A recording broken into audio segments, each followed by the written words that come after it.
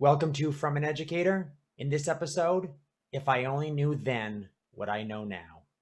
Let's get right to it. Welcome back, everybody, to From an Educator. I'm Mr. James, an educator. And in this episode, we are talking about a thought experiment.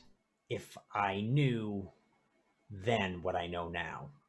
And I'm going to be revisiting my past, not recent past, but also my past of like many years ago when I was much younger, and talking about what would happen if I would have known then what I know now, where I would have gone as far as veering into maybe a career or everything actually. So it is show number 57. It is Friday. It is May 7th. Is it? Does I look at my watch? Yes. Yes, May 7th. Oh, I hope everybody's doing well. It's been a eventful week as far as a new rotation for my classes and students that I kind of forgot about because we haven't seen them for 2.5 months. Wow. And also, since the last rotation lasted extra longer because of a vacation, I had to prolong switching over my curriculum. So going back to my first week seemed just a little bit more difficult to kind of transition to that. So it's brand new again, basically. If you're a UA teacher and you have rotations, every time you have the rotation again and you cycle through your classes, it's like starting all over again, especially since 2.5 months material is just not, retained. So they might know a few things and highlights, and I'm trying to give everything to make it sure it's a big highlight. But yeah, lots of lots of things going on. If you're looking at me, my little box, you can see behind me, I've got a keyboard. This is a workstation and guitars. This is a mic, and I get a little thing on the floor right there, which is a digital pedal so that I can have different effects going on for my guitars. And I really don't like digital all the time, but the problem is I need to have different sounds and I want to make things lighter. I don't want to bring a pedal board. So I guess guitar players, there's little effects pedals, and a lot of people tend to buy separate pedals, which could cost a lot of money when you add them all up.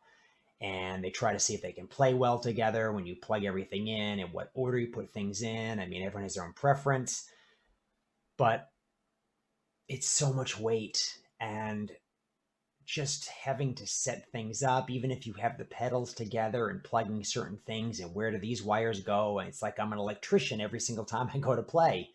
And this is just one of the keyboards. I play two keyboards every single time I play with one of the bands that is starting to get gigs. Not anytime soon, but they are starting to give me dates. And I'm putting them in, and it's looking like the end of the summer and early fall is going to be crazy busy. So I'm just trying to get everything ready now so that I can just show up. I know what to do.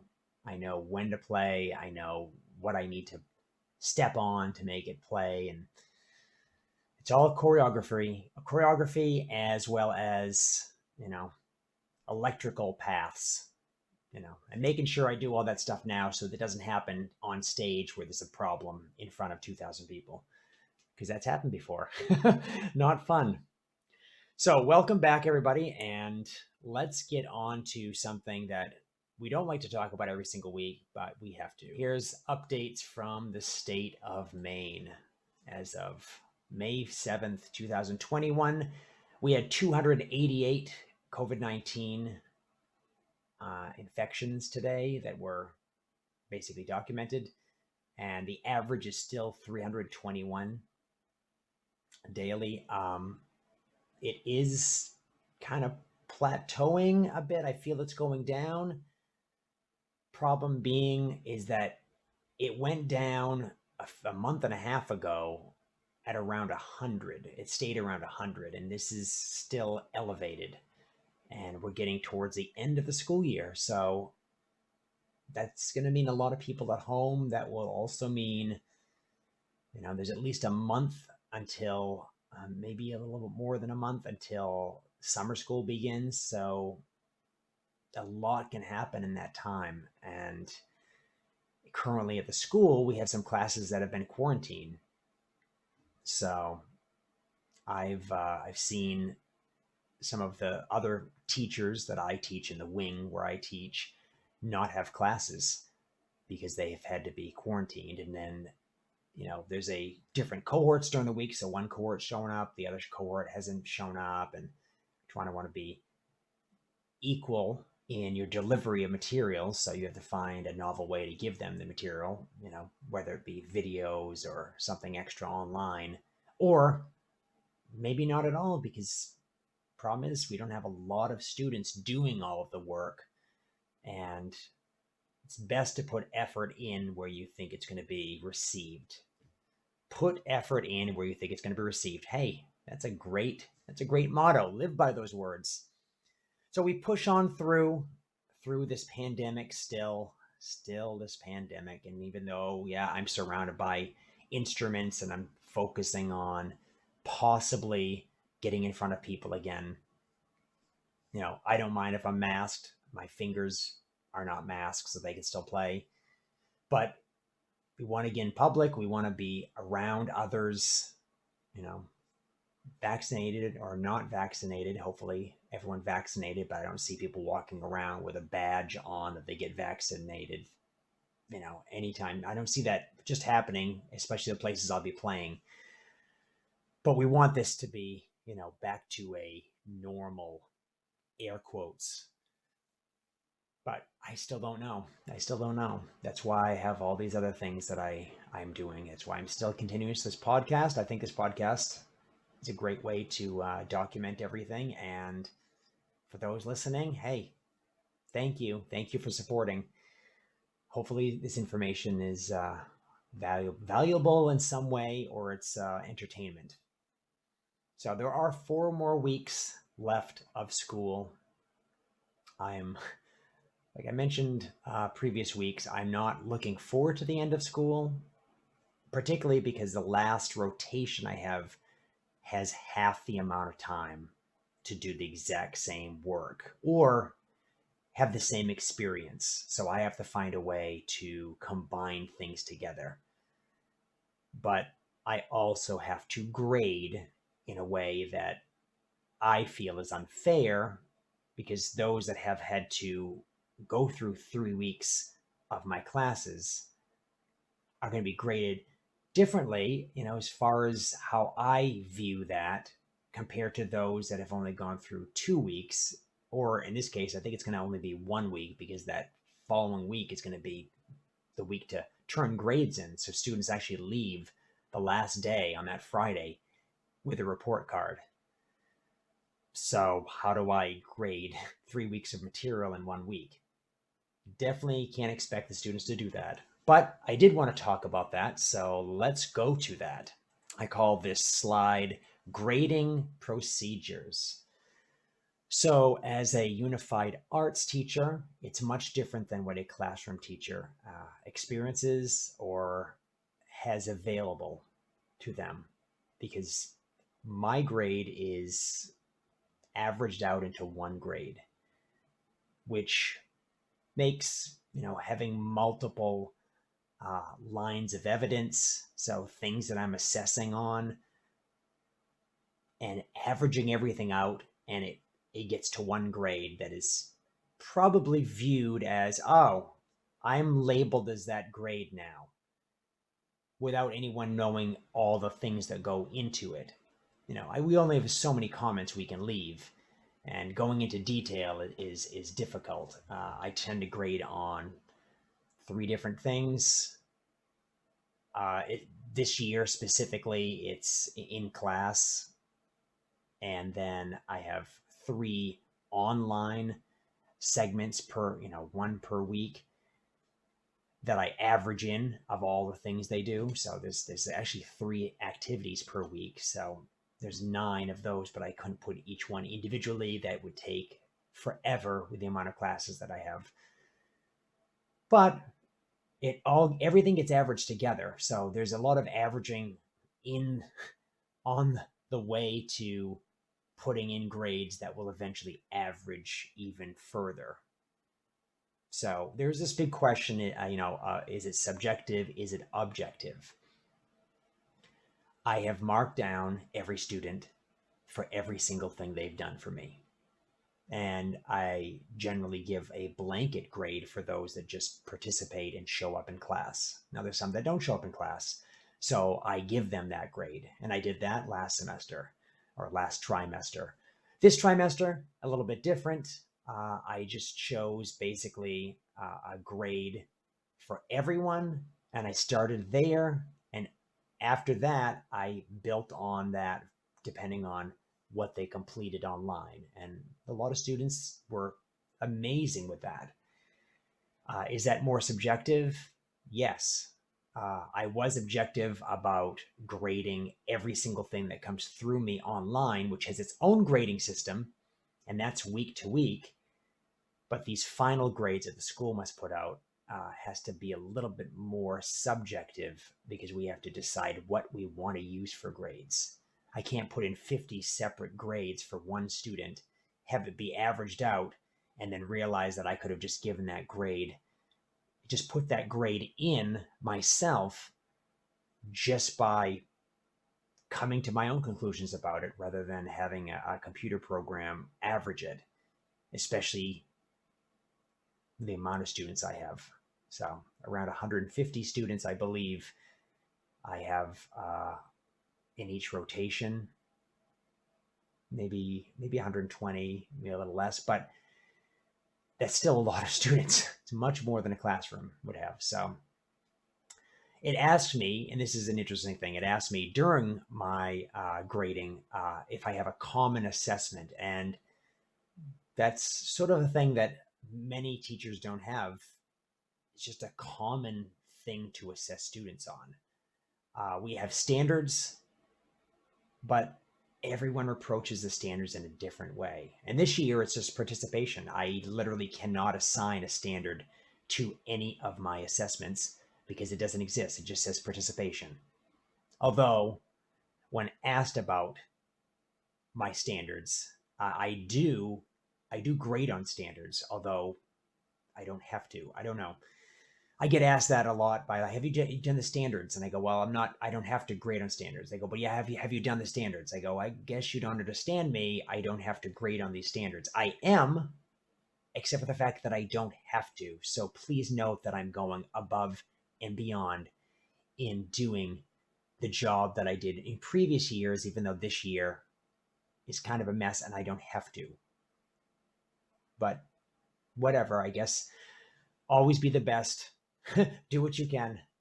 And and attach a number to work. That was in the slide. Attach a number is basically what I'm doing when I'm grading for this. So I have to attach a number to something that is done many times, and I have to kind of run that in my head so that I can put in less information into our system that is eventually going to output a grade and a comment.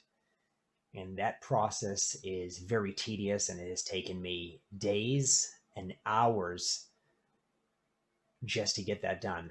And this time I try to make it a little more streamlined, and I have a better grading system, I think. It's easier, but it's still that decision. Should I do it this way? Should I do it this way? Everyone's doing it differently. That's the thing.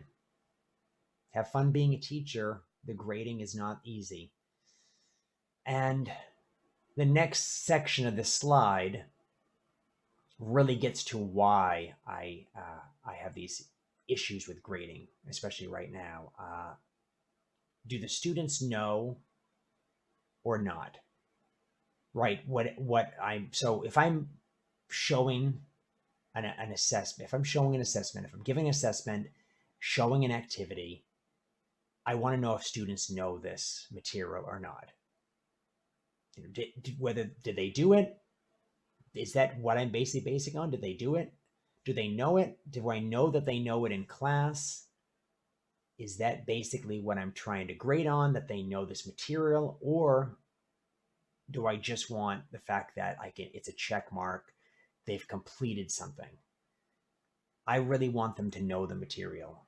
And I think parents have approached me with this before, where they say, well, I know that my son or daughter knows this. And previous trimester, I said, well, I know they know this. I just had to grade based upon the fact if they did it or not. And that's really objective. And a lot of people would say is really cold. But at the same time, it was work put in on my part, and they didn't do that work. So we can argue that. I still want to put work in, but if they don't do it, but they can show me that they understand it, I still want to give them a grade for it. And when I say grade, I'm going to grade everybody no matter what, but I want to give them a passing grade. I want to give them a meets requirements grade. And there gets this idea of quality versus quantity. So do I want to give a lot of things out, or do I want to give a few things out and really focus on that? And I've taken both approaches, and I'm trying both. I'm trying an opposite approach with one grade right now to see if it might spur any engagement online. And I've branched myself out as many times as I can. And, I don't have a YouTube banner in my room, but that's going to be coming. It's going to get to that point where I have to promote myself like that, because for some reason, mentioning it and having students learn about my material through, the platforms of Seesaw or Google Classroom, it's just not enough. I need them to get to this material. So if I put it on another thing like YouTube, and they can access that, and it's tagged with other videos or links to something else, just as many ways as they can get to the material, that's great. And honestly, having me know that they've viewed it is a grade in itself. And I do think that is quality, just having them pay attention to what I might be teaching. But there is this quantity thing as far as getting materials out per day that students are not there, as well as just filling in material for grading. And I've never done it that way. I never said, well, I got to find something else to grade. It's always been of what I've done, what can I assess from that? And I'm always setting up my assessments or my activities, my curriculum, into separate little units that can be more easily assessed. And I can understand if they understand that or not, so we can move on to the next step. I've always been able to itemize, organize things like that. But it does, when you're grading, you really have to rethink, okay, is that a telltale sign that a student knows this or not? And I had that little crisis the other day when everything had to be due, but I got through it.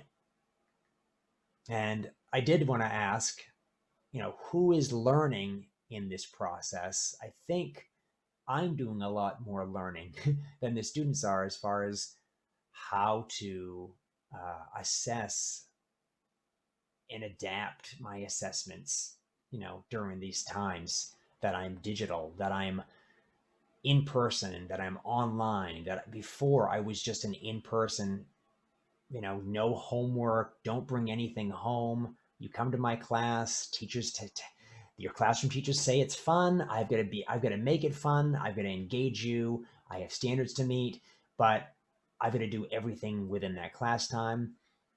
Compared to now, I've got a digital, life. I've got classrooms online. I'm sharing things.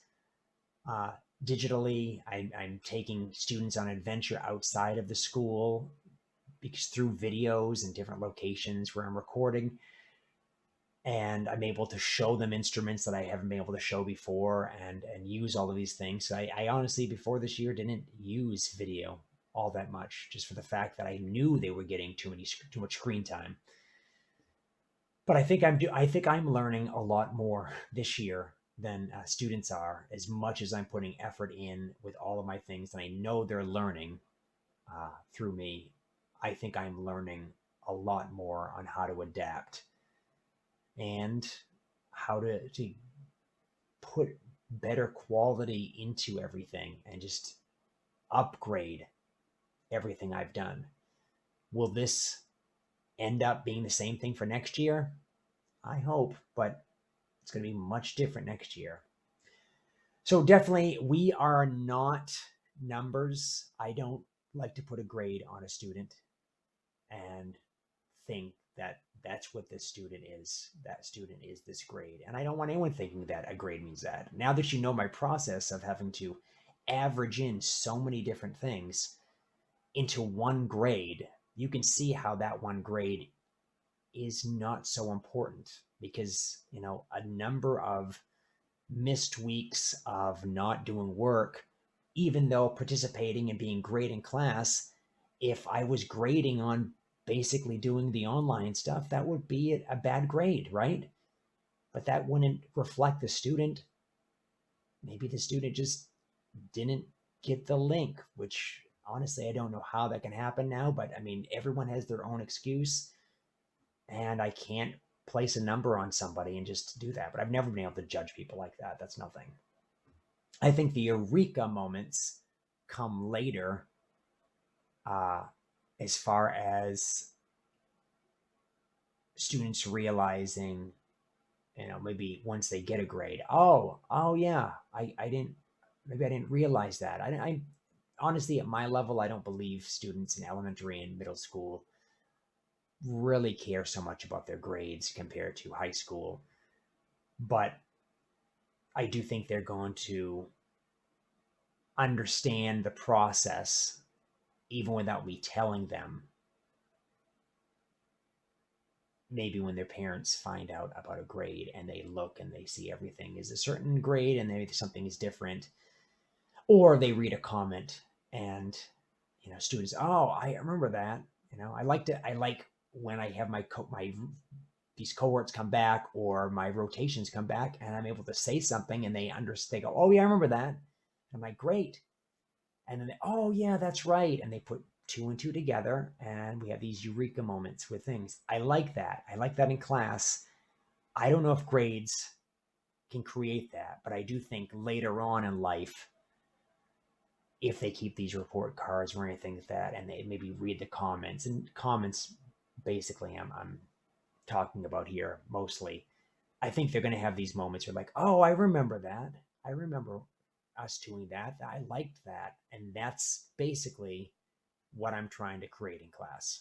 I want to create these moments that they can have later on, or a week later, or whenever, where I've somehow helped them understand music or appreciate music in some way. Maybe if they make it, great. If they don't, as long as they can appreciate it. So my last point on this slide is that I don't create stigmas. So I don't like to create a student thinking that they were bad or that they didn't get it up to a certain grade, and that my assessment of them was that they're not good at music, and if that's what they're thinking of, because honestly, I'm not grading that way. But I think when students look at classes, I think they think teachers rate them using grades. Like there's a rating system for students. Oh, you're too short. Sorry. You're a 2. Out of a 4 scale, you're a 2. You're too short. Oh, you're nice and tall. You're a 3. Wait a minute. What's that? What's wrong with your leg? 2.5. See, I mean, can you imagine that? That's horrible. No one, I don't think anyone does that. I mean, I'm sure bad people do that, but grade wise, it has nothing to do with that. And it's so hard for me to tell people that through a grade or a tiny comment that has to generalize what happened during the trimester. So that's what I have to say about grading. It's not it's not the most fun I have in teaching. That and the paperwork of teaching, that may be what keeps people from this profession, honestly.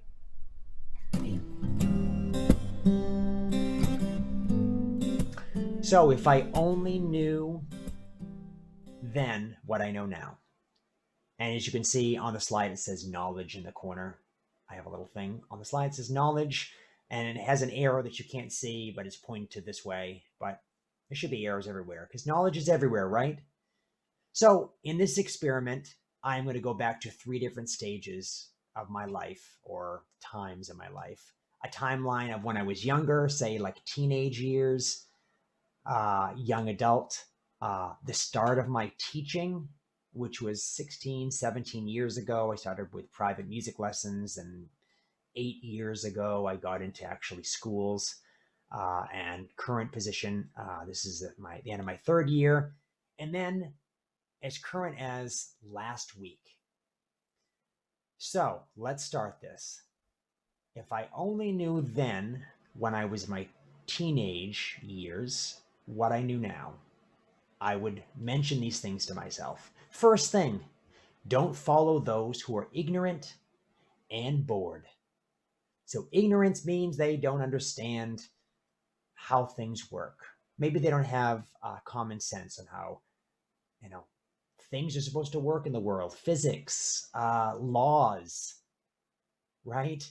Uh, good and bad in a general sense, right? Don't do things that break the law. Don't do things that are going to hurt you. And then if you're bored, you probably want to do those things. If you're ignorant and you don't know how things work and you're bored, you're probably going to get into trouble. I'm not saying I got into a lot of trouble with people, but I was in the vicinity of people when they got into trouble. And yeah, I'm glad that it wasn't anything that like really broke the law and it could have made me an accomplice on anything. Let's just say that. But this is one of those things, just don't hang around bad company. Hang around the right people. I would tell myself, listen, do a little more reading. Find a way to make yourself unavailable to everybody and just busy yourself in other ways. And it doesn't matter if you'd fit in or not. You already don't fit in. And guess what? You grow up and you still don't fit in. And sometimes you find ways so you don't fit in. And that's okay, because that's just you being you. Also, don't waste time on socializing. And that means socializing with people to get more of, I don't know, a group of friends, more peers. You don't need that. You don't need that. You have books, and eventually you'll have YouTube and videos and other people online, chat rooms you could talk to. And of course, I'm talking as a teenager, chat rooms, that was kind of new. And I wasn't really so big on that. Maybe 1 year I was, but it didn't get me anywhere. And that's the thing. You're not learning from most people in these chat rooms, especially at my age when I was a teenager, because they're ignorant and bored. So right there, see how I connected that? And then as well, pick personal mates. And this is like personal relationships that you have with people based upon education and common sense. And this is for all of the relationships I had in the past. Wow. Education, common sense. I would have to check both of those things. If one's not there, I'm sorry. Please move on. And I would have to be probably very robotic and very, objective about that, because it would put me in a better place. I would probably be in a different location right now, in a different financial bracket, everything, if I would have chosen people based upon education and common sense. Because when you do this later in life, it's a lot harder. It's a lot harder to make up lost time, especially because in many jobs, the longer you work there, the more money you'll make, and you just kind of grow from there. And if you're jumping from job to job and you don't know what you're going to do, but then this person wants you to go here and that, and you know, things that I made mistakes of in the past, well, I'm just saying, tell my teenage self, education and common sense goes a long way. So if I was going to know then what I knew now at the start of my teaching, I would read more blogs. I would watch more YouTube videos. And of course, at the start of my teaching, YouTube was like new. There weren't a lot of things out there, but people were readily available and willing to tell you everything they know, just like now, right? If you can read the book, you can find YouTube videos on it. People will tell you what they know, and they want to use this platform as, somewhat of a diary, a log of what they're doing in life right now, but also to verify and justify what they've learned. It gives them support. So I would look into these things. I would also discover Teachers Pay Teachers Sooner, which is a great site if you've never been there. It's teachers making material for other teachers. They're saying, this is what I use. Here, I'll sell it to you, and it's really cheap. I mean, you can buy entire curriculum and all the activities included if you want to spend a lot of money, but you can buy little things here and there piecemeal, and I've used tons of different things, and they're great. And if you're good with graphic design, you can start a Teachers Pay Teachers site of your own. Sell some materials. I would, back then, I would sit in on many classes. If I knew what position I could be in, I would sit in on classes and watch other teachers in motion instead of having to recreate it myself, which I did 17 years ago, and I still do in many ways. And I would practice with friends' kids. I would give lessons to kids on instruments before entering into my job that I did in a town that's 30 minutes from where I'm living right now, years ago, because then I would know what I could expect, and I would try it out with different people, and I would try out some of my material. And that's basically what you do, practice. I would have told myself back then, 17 years ago, practice before you actually have to do the real thing. Practice. Do you like talking in front of people? Are you good at talking in front of people? Can you carry on a conversation for 30 minutes? Can you make things clear and understandable when you're explaining an instrument or something to somebody? Practice. Just putting up a mirror even is something. And I mean, I did have some practice of that as far as singing. And then I was at the time a theater major, so I was looking at myself a lot, seeing how I can better deliver a stare or some sort of caricature. But I should have just practiced speaking more. A little bit less singing, a little bit less acting, a little bit more speaking. But I can't tell you that the acting didn't come in handy. It certainly has. So the last one, if I only knew then what I knew now last week. Well, I had to do some spring cleaning last week, and I realized that the leaves I put out in front of where I live were all taken away. And I thought this was going to be a special time where there's a special trash pickup around here where it happens every few years, I guess. It doesn't usually happen every year because they haven't done it in a few years. and everyone was excited, and you could drive by houses and just lots of trash outside, and chairs and couches and TVs and things like that they wanted to get rid of. And I thought, well, I could just put some leaves out there as well. And the leaves were picked up. And I was like, great, this worked. And it was like literally 12, 15 bags of leaves. Turns out they will pick up those leaves anytime, I guess, every week. So if I knew that, I would say bag up all the leaves and they will be removed before now. So you don't have to look at those leaves sitting in the backyard making a mess. Do it earlier, right? Right? I've got to know that. I would also choose convenience nights more often. And what I mean by that, convenience as far as cooking. I cook my meals. I love cooking. I like preparing foods. I haven't been preparing my dinners though. And it'd be more convenient to have something prepared or have something that I bought that could be easily heated and eaten.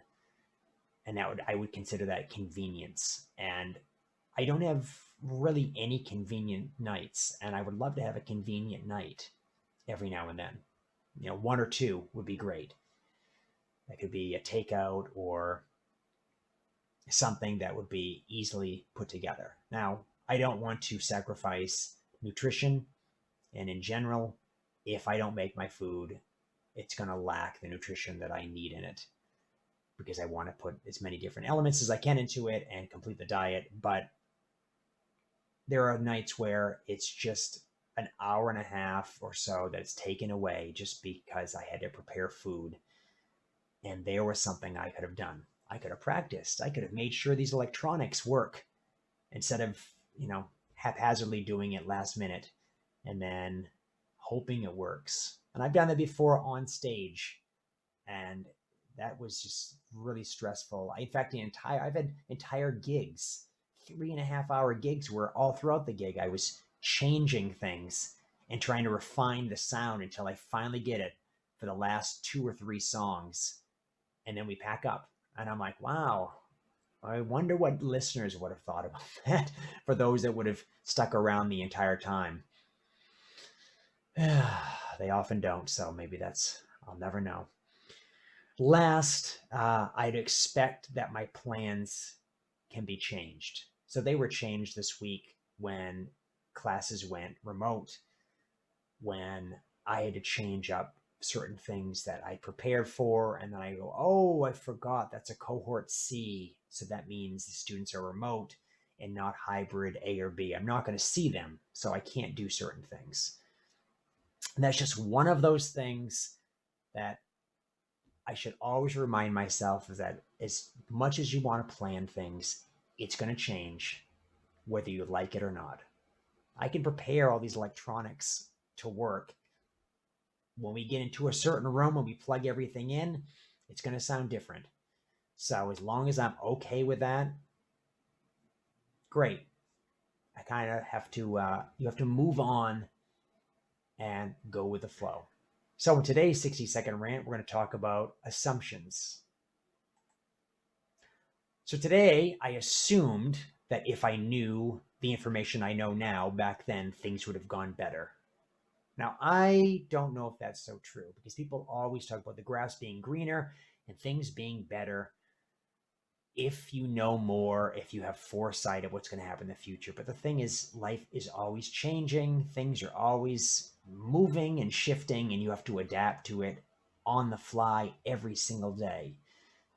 Isaac Asimov had a quote that mentioned that your assumptions are like windows, and that every now and then you have to kind of polish them so you can let the light in, so they can hold us back. So I'm not going to assume that what I know now is good for back then, because I think I would have gone in a different direction and things could have ended up worse. I think over time I've gotten better, and that's basically good. You want to get better at everything you do, and you want to live day to day, moment to moment, and you want to make things the best you can for yourself, for others. You can't assume that you could have done it better a moment ago. You're doing the best you can right now, and now, and now. So thank you for joining me for show number 57. We've come a long way. Please subscribe and like if you like this content, and please leave a comment. I mean, what do you think if you knew then what you know now would have changed your life? Where would you be? Would it be better? Is the grass greener somewhere else? Or do you think that maybe these assumptions we're making about things being better are just assumptions and they're getting in the way? We need to polish off our windows so we can let the light through. Well, I'm hoping that my assumptions that someone's going to watch this or listen to this and leave a comment are good. So I will see you soon, and take care.